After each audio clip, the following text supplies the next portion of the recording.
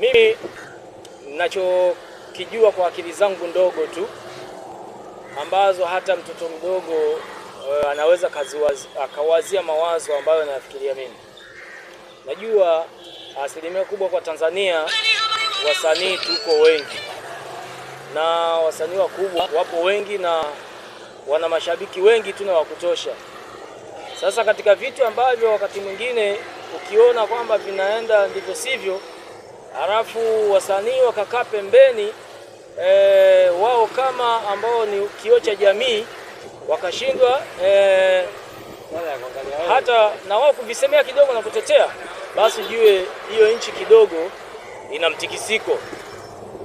Sasa wasanii wakubwa mimi naomba tuungane nao wote kwa pamoja. Kikubwa mazuri tuseme na mabaya tukemee.